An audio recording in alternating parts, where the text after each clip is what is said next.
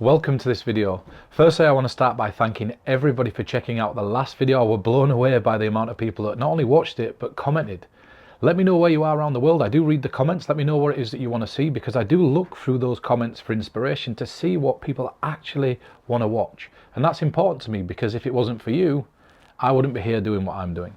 So today's video is going to primarily touch upon three subjects. One of them is my getaway to Scotland. The second one is going to be some news regarding the website. And the third one is going to be the thing that I'm sure most people have checked in for, and that's how to not be boring when performing mentalism. So let's talk about the first subject, and that's my trip to Scotland. Now, I put a video out whilst I was in Scotland, and I had a lot of people, even friends, reach out to me socially to say, look mate, you don't need to worry about what it is that the trolls are saying, ignore comments. I'm going to be really honest, it wasn't the comments that people left that actually bothered me. People can say whatever they want to say. If there's a grain of truth to it, I'll stand behind your right to make that comment. I really don't mind. Comments that are absolute lies, I just think are atrocious. If you're going to make some up, then at least let it seem plausible. I've heard some ridiculous things over the last 6 months that are absolutely not true, but I'm not going to address what they are. So it wasn't really the comments that got me annoyed and had to have me get out of here. It was more everything else that's going on in my life. And there is a subject that I will be talking about after Blackpool Magic Convention. I'm not going to talk about it now, because I want to focus on making sure the lecture's as good as it can be, and then I'll give it all my attention and break it down, and I'll ask your opinion, and you can tell me if you feel that I'm in the wrong or this organisation's in the wrong, but that's something that we'll have a discussion about together. The trip away to Scotland was because every single time I was trying to sit down at this table to rehearse or to write or to go through things, my phone would start ringing.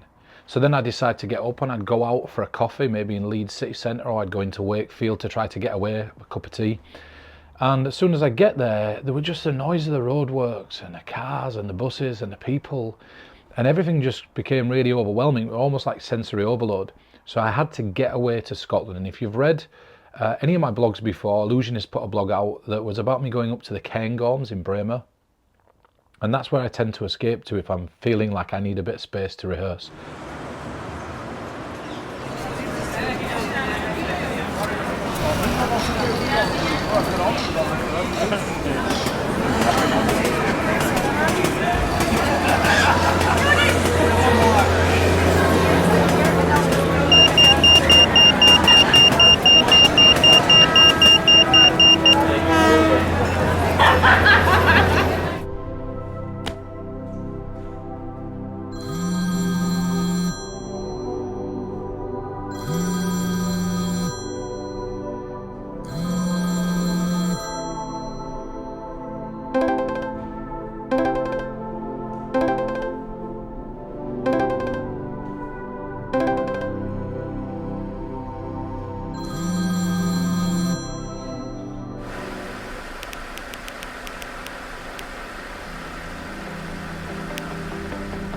Your itinerary is being recalculated. At the next intersection, turn left.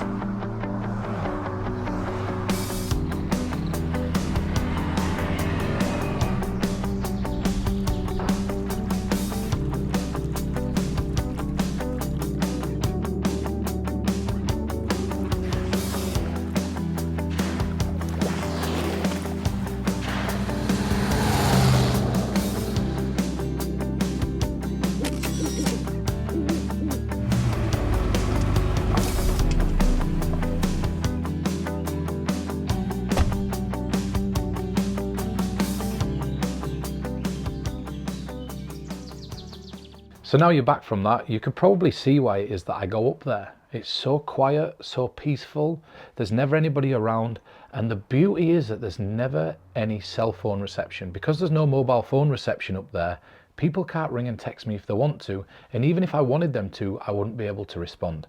And that's the absolute beauty of going to a place like that. So if you're wanting to practice or you're wanting to get away, you don't have to go as far as Scotland. If everything feels like it's overwhelming you, just go somewhere local and get away for a couple of hours, and I can promise you your mind's so fresh and clear that when you come back, you're almost like a new person. And the last video I shot, I did shoot it after I got back from Scotland, but I was so concise in that. I felt so concise, and that was due to taking a break away from everything. But the mountains up in Scotland are so unbelievable. Like, they're so incredibly unbelievable. It's very difficult to almost, if you've never been, understand the scale of those mountains. And in fact, there's a shot here of me driving through the mountains and I literally look like a little bug. Usually I'd come back with hard drives that are filled with footage. This time I just didn't. I just kept it really simple, really easy, just shot a few shots and spent my time rehearsing. And I must say, I'm ready for Blackpool. If you're going to Blackpool Magic Convention, let me know in the comments. Let me know in the comments section. And if I'm around, stop me, let's chat. Let's talk about the things that you want to see on this channel. If I'm in a bar, let's grab a beer, let's have 5 minutes. But there's one thing that's important, and it's really important for people to know. If you see me and you think I'm on my way to somewhere, or I'm going to go sort things out for the lecture, or I've got to run to meet somebody, or I've got a business meeting, I'm not being rude. That's one thing that I've read in the past, that, oh, I ran into him and he said, I'm going somewhere and I'll see you later on, and I never saw him again. That's not intentional. There's a million people trying to pull me in a million different directions. And if I am sat down, you're welcome to come over and talk to me.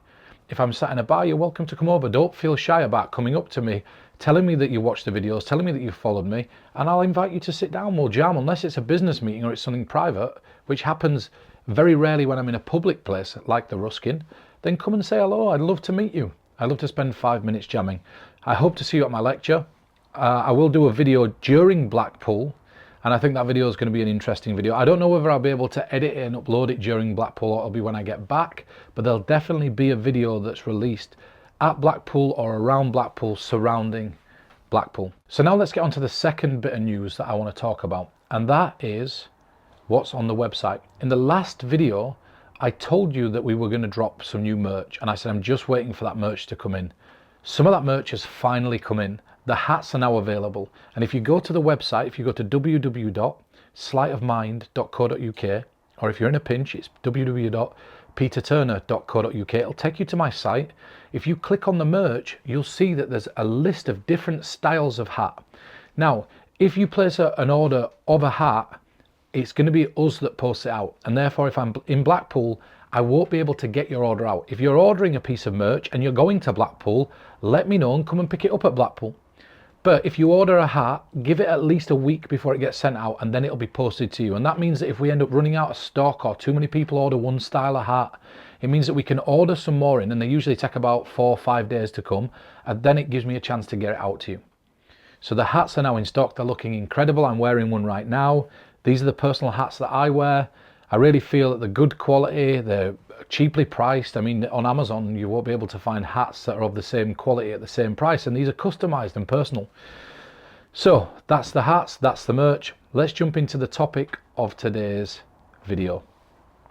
One thing that you hear a lot from practitioners of magic, mainly card magicians or magicians that just do simple traditional magic, is that the reason they don't do mentalism is because it's boring.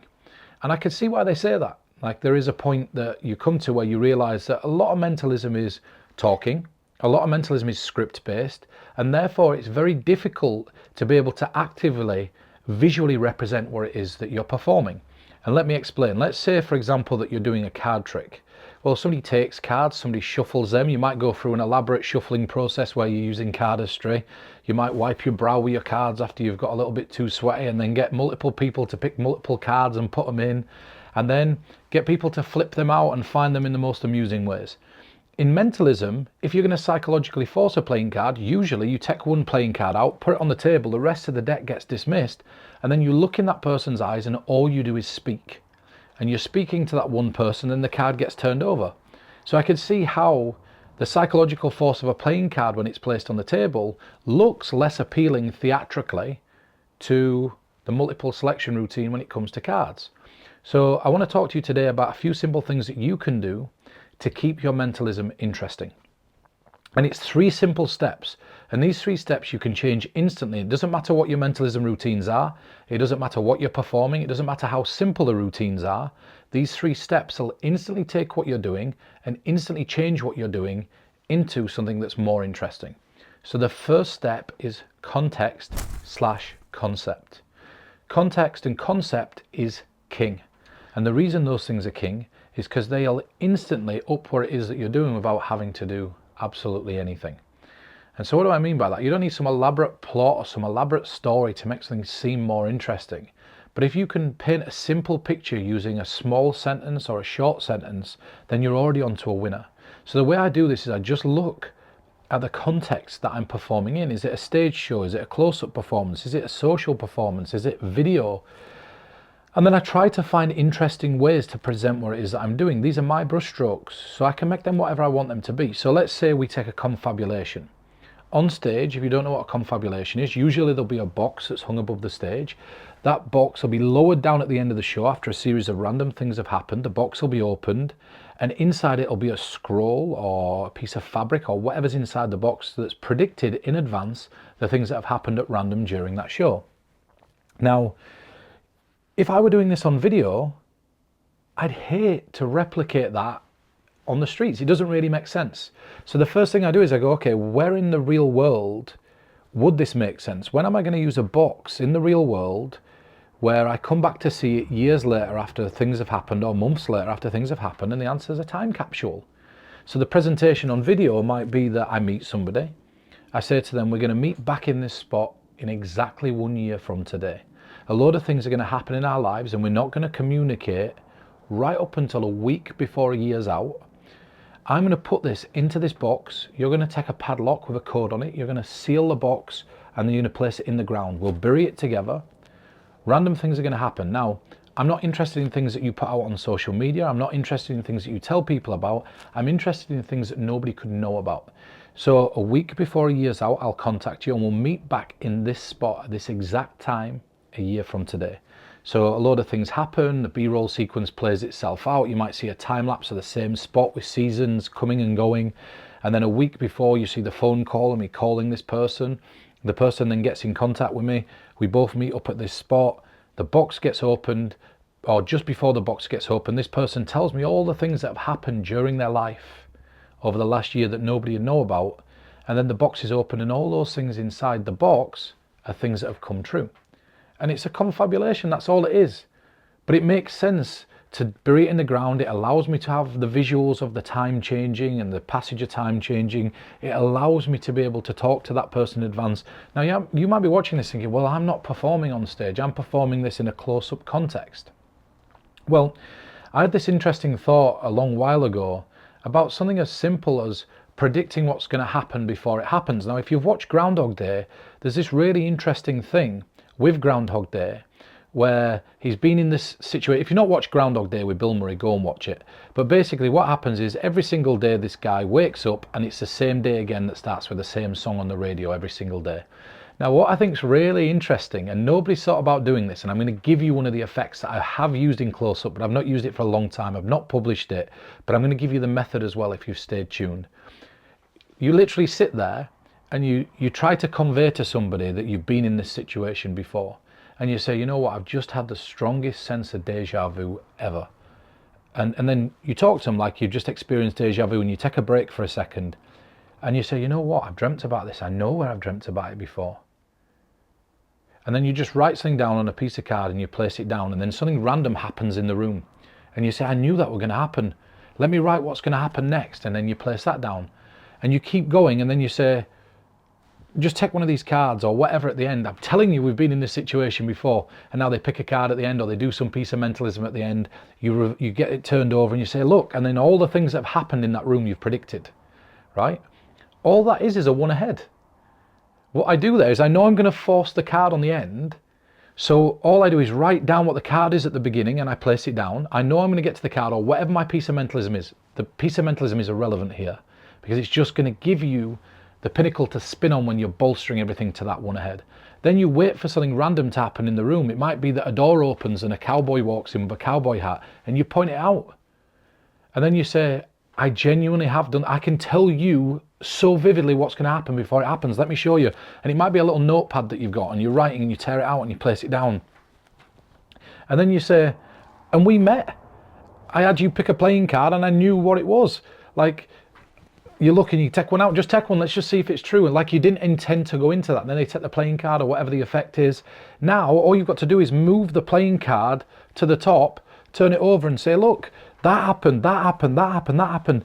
And the playing card that you chose Bam, or you can reveal them in reverse order and go the playing card that you chose, because that's the least impressive of all the things that happen. And sometimes you're going to find yourself in a situation where something might happen, like somebody might drop plates. It might be that somebody shouts something, a door gets burst open, there's an argument that starts in the room. All of a sudden now, think about what your natural one ahead is when you're in a social situation. Your natural one ahead in a social situation is to sit there and say, okay, think of a name for me. Okay, now what I want you to do is think of a place for me. Okay, now take a playing card. All of a sudden, what you've done is you've predicted the future, almost Sam the bellhop with playing cards, but you're watching real life and you're using real life as the inspiration for each one of these predictions as they go down. The person could only ever believe that you've experienced this weird deja vu and dreamt this before. And if you act as freaked out as they are, you don't act like it's an impressive thing, you just act freaked out, that person's going to believe 100% that somehow you knew this was going to happen. Imagine if you've just sat down, the waitress has not yet come over, the waiter's not come over, the person that's taking the orders has not come over, and you hear the door, bam, it bursts open, someone comes steaming out. You and this person have never seen anybody, and they have the name badge on, and you point them out. This is what I'm saying, these moments you can now predict, just spun off the pinnacle of the selection of a playing card.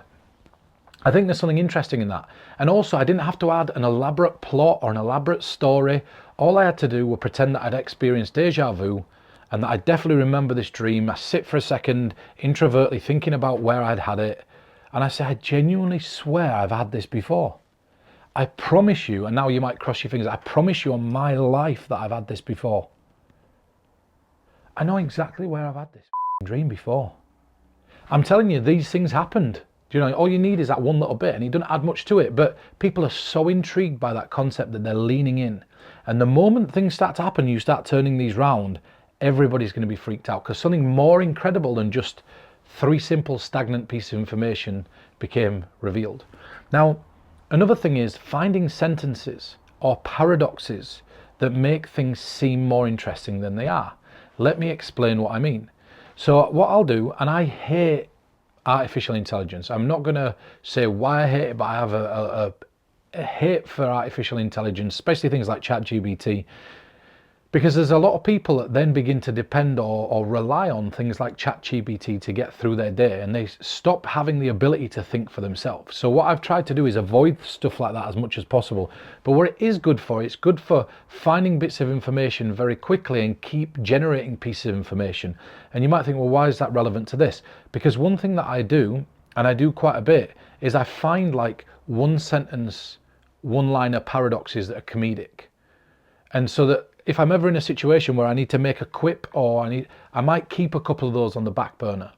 And those are quick, they're interesting, and they're fun. I'll give you an example. For example, if a bottle of poison has an expiration date, when it expires, does it become more poisonous or less? Right, I like little things like that. I think those little quips are like really cool. One that I heard a long time ago, when it was, I think it might have been on Reddit or something like that. I don't even know. I just saw it on like a post when I were looking for something. And it were a question that really stung me. And when it hit me, I knew it were a powerful question, a powerful sentence. And I'll ask you, if you were to choose between keeping every single memory you've made up until today and never being able to make memories again, or erasing every single memory you'd ever made and only being able to make memories from today, which would you choose? Would you keep your old memories and never be able to make a new one? Or would you forget all your old ones in favour of making new ones? It's a really powerful and pertinent question, but imagine that one sentence on the lead into a memory revelation. If I'm doing something like a 50-50, a which hand routine, I'll get somebody to mix the coin up, or the object, and when they bring their hands out, I say, be honest, how many people think guessing a 50-50 is easy? And I'll just say, lift your hand up and keep it up. And I'll say, those people that have got their hands up, why have you never managed to plug a USB in the right way around the first time you tried? Do you know what I mean? It's like a little sentence like that, but it's tiny, but it gets a laugh, and it shows you just how difficult a 50-50 can be. It could be something as simple as, would you trust your life on the flip of a coin? If I told you that you're going to close your eyes and walk out into the road, but you had your fingers in your ears at the same time, would you risk your life on the fact that you might get hit or you might not? These things are really important, pertinent little questions. And so try to find, like, even just something as simple as that 50-50, a little joke there, a little reason for it being more difficult. If it's a liar truth teller routine, one thing that I do before I go into a liar truth teller routine is I've got a group of people at the table, and I'll place down a card on the table that says the statement on the other side of this piece of card is false. And then you flip it over and you put the statement on the other side of this piece of card is true. And I hand it to them and I say, tell me which statement's true. And I just sit and I just watch them arguing and debating. Now they're all actively involved in that. They're all actively involved in doing things like that. And so now you say, look, and you put it in your pocket, that were a 50-50. But we have the ability to lie indefinitely. If we're telling a truth, people don't know it's the truth. If we're lying, people don't know it's a lie. We only have the test of a person's character to go on when it comes to that. And so that's, I think, is interesting. Another thing that I think is really interesting is turning somebody into a human lie detector. So let's, for example, say that we know we can get a spectator to read another spectator's mind. And we know that a simple automatic writing routine. I think there's something really interesting in having the person take hold of the person's pulse and start pretending to be a polygraph and just letting their hand move as this person starts to think. And this person's making statements and you say, now start to describe this thing. And they start to describe it, but tell a lie. And as they're lying, you just see the person's hand moving. And then we look at the automatic writing at the end, and the automatic writing ends up being the thing that the person were thinking of. And it's almost like this person's become a human polygraph. I think things like that are so simple and so interesting. But the way that I'm creating those is I'm going, okay, this in the spirit world, does it really make sense? Where in the real world would we be able to see something like this? If we have a nurse that's used to taking pulses, okay, that's that. Another thing is, if you want concept or context, ask people what they do for a living. It's the easiest way to know what it is. If you're sat with somebody that's a photographer, doing something that's a drawing duplication of a photograph that they took is personal to them, is interesting. And also, if you're doing a one ahead, what you could do is, you could say, okay, I want you to, once you've peaked what this drawing is, let's say you peaked the fact that it's a beach, and it's a beach and you've asked them to put the location, they put in Florida. You can now do an interesting series of pre-thoughts before you get to the actual drawing. So you could say, okay, keep hold of that, don't let me touch it. And you can say, for everybody else, you're going to join me on this journey, because for you, the photograph is the outcome, but I'm interested in how you got to that photograph. So just think, is this thing here or is it away? And you get people to guess at the table with you at the same time, involve them in it. People love to be part of something. If you think about watching a game show on television, whenever you watch these game shows, you find yourself shouting out the answers to the television. You can't help become invested in it. And if you turn your routines into an open forum where other people can guess as well, if you're doing a drawing duplication, one really interesting thing I saw Paul Houdini do, and I've never really seen anybody else do it, but I think it's fun and interesting, is that he would, I don't think he did it like this, but this is how I do it. He had somebody make a drawing and then people try to guess it. I think what's interesting is if we keep separating the one person there, and we know that we're going to do one impossible piece of information that nobody could guess, then we do another piece of information that nobody could guess, and then we get this person to think of a simple drawing, a simple image, something they could draw in 10, 20 seconds after that stuff, and then these people all take a guess as well. Well, if it's a psychological force or something like a house, these people are going to get higher hit rates, and you can claim that you're teaching them throughout the night to become more intuitive. So the people there that are actively interested in being more intuitive actually grow and learn and become more intuitive, just based on the simple nature of that. You start applying psychological forces towards the end and you almost remove yourself from the situation. Well, what's really interesting now is you don't have to do anything. These people are doing things all the time. You're never excluding one member of the audience. People are actually taking guesses, and the more of these that they get right, the more impressed they are, because they've experienced intuition and now they know that this intuition exists. So I think there's something that's really interesting in approaching things like that. So again, concept and context is king. Find simple ways to make it interesting. Make it personal. If you're going to do a name revelation, don't have them think of a celebrity. Have them think of somebody that means something to them, that inspires them, that drives them on. One person in their life that just makes them feel alive. Because when you perform to that person now, just seeing that name is going to trigger those endorphins and make them start to feel something they weren't feeling before. Maybe it's they have an interesting story of a place, and you say, I want you to think of a story of a place that you've got. This maybe an hilarious story or a heartwarming story that meant so much to you, and I want you just to write that place down. Now when you reveal the place, you ask them, would you mind sharing the story? And now we get a story out of somebody else. And in social situations, I'm not saying to do this in paid corporate performances or on stage, but you've thought about the medium that you're in. This person now starts to share with so much conviction this incredible story that all of a sudden their story might actually be something that's so inspiring that you remember that and you use it in your own performances later on. These things are important. So you don't have to make it so difficult or so impossible, but one other tip that I'm going to give you is, so we've got so far keeping it short, we've got adding one sentence like the memory sentence, or one question or a couple of questions like the memory question. We've got thinking about looking into, don't just spend your time, you know, if it's a which hand routine, does anybody love to be nostalgic? Do you want to be nostalgic for a second? We can all go back to when we were younger. If you're sat with a group of old people, and this is a brilliant one, it's like so fun when you're sat with a group that's a little bit my age or a little bit older, and you say to them, you know what's really interesting is we don't know how good we had it. Sometimes we forget just how good it was when we were kids. There's certain things that kids will never experience that we experience. For example, a lot of them will never experience the little holes in top of the milk bottles where the birds had come down and pecked into the top of them. Can any of you think of any things? And a lot of people have these thoughts as well. So now they start sharing these thoughts about things that kids these days will never experience. And then after they've shared that, they're all nostalgic, they're living, they're feeling. Then you turn to them and you say, did any of you ever play that game where you hid things behind your back at school? Like, I'm just thinking of that now. Do you know, nobody ever wanted to play with me because I always used to get it right. So they avoided me.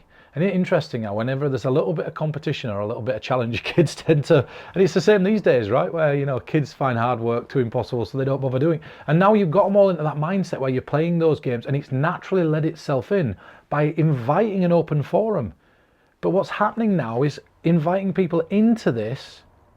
People are now actively interested and there's no dead time and people feel they can speak. They feel they're part of it. Also, they don't know when you're going to ask them a question. They don't know when they're going to be involved. So they're not playing on their mobile phones, which is really important, right? Because the mobile phone is the death of modern mentalism. But they're all interesting concepts. Think about that. The nostalgia of things that kids are not going to experience anymore. We're going to learn to be intuitive and at the end of this almost be a psychic or almost a mind reader like this person. This guy's having deja vu and predicting the future. All of these things sound like big things. And all they are is just a which hand routine, a one ahead, and a memory revelation from a billet. And then somebody tells us an incredible story. It's like, you know, you're opening the floor for them to let their experiences flourish. If it's somebody that's an accountant, do something with numbers. Who better to deal with numbers? And just say to them, look, you know, you have a better understanding of this than I ever will. But I want to show you a little quirk that I discovered it myself, and maybe you can help me out with what it is. If it's a doctor, do something with an ailment or the most interesting and weird thing that they ever saw come through their door. Write down what it is, and now you reveal what it is, and you say, I still don't know what that is because you give me the scientific term and I'm just reading you. So do you want to share with us the story of that and what it is? And now they're telling us this incredible story of something that happened in the ER. It might be that they once had somebody put through a glass table, and when they went through this glass table, they were accidentally, you know, impaled by a piece of glass, and it might be that story. You know what I mean? There's 1,000,001 different stories there that they can tell, but you're opening the floor for that. You're inviting it in. You're not being resistant to it. It's not about you. It's about us. That's the important thing. And mind reading only works if there are minds to read.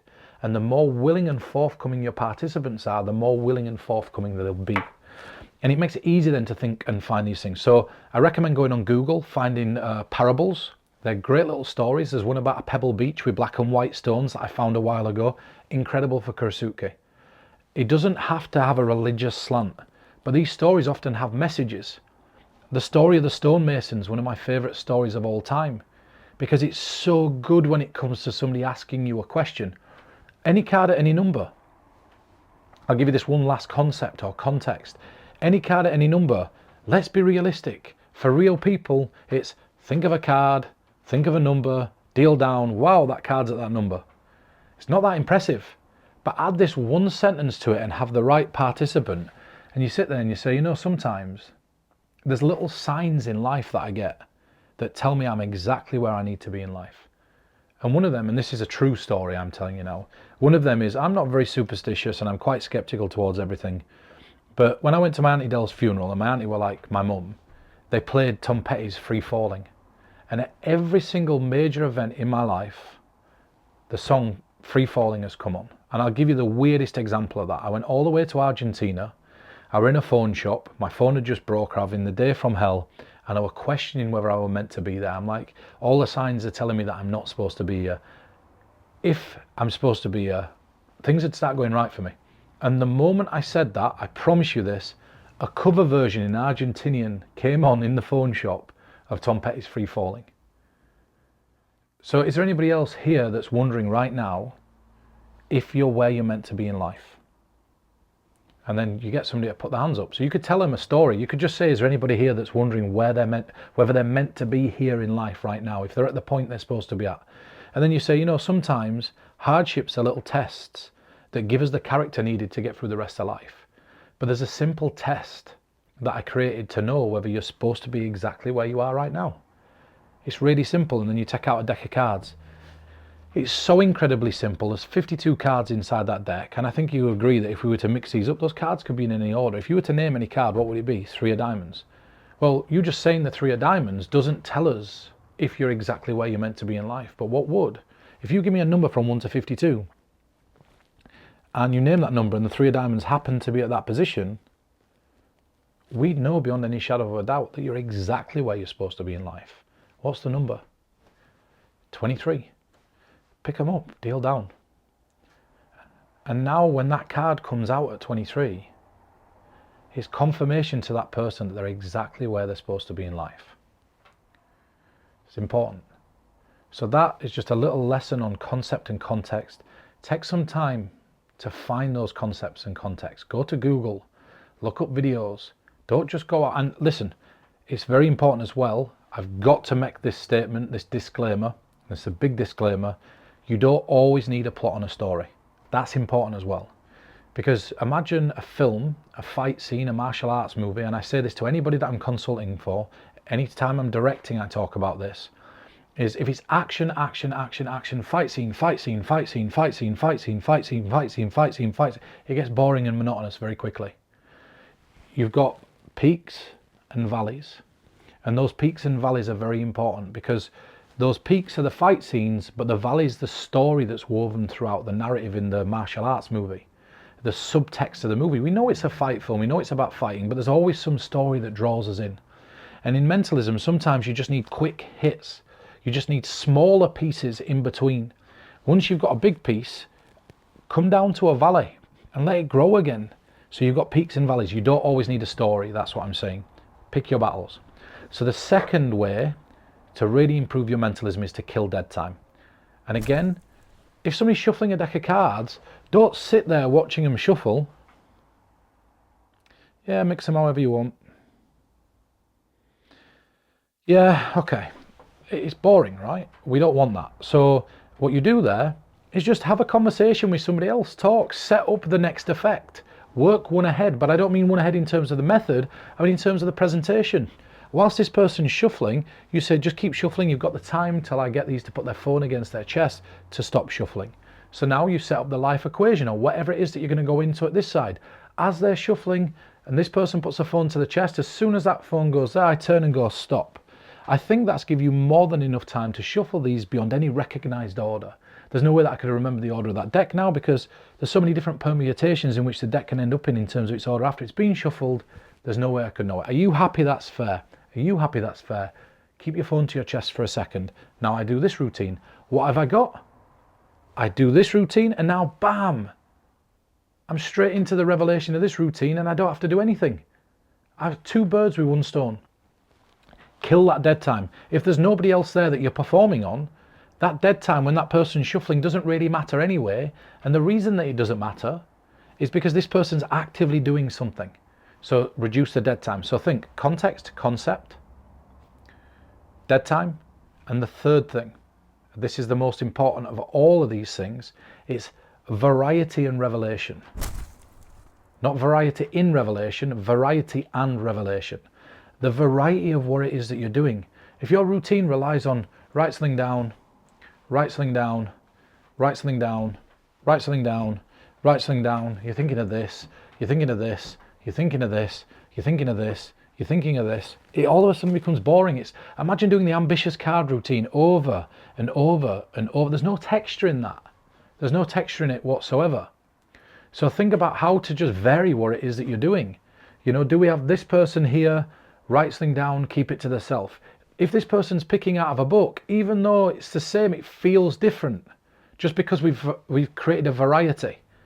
If we have this person think of something and this person reveals it, and you're teaching this person how to reveal that piece of information, that's variety. Try to make a variety of what it is that you're doing. Predict, influence, teach, psychic visions, dreams, stories. And the revelation is also, I'm going to do a full video on revelations later, so I don't want to say too much about it, but revelations are really, really important. Think about how you're revealing a piece of information. Are you revealing the sound at the table? Are you revealing a memory? Are you taking somebody out of the building if it's a social situation to show them something? Are you revealing something on a mobile phone via a video? Are you revealing something on a bit of paper and turning it round? Are you going to get one other person to reveal it? Like, there's loads, and I don't want to say too much. I'm trying to be sort of ambiguous there.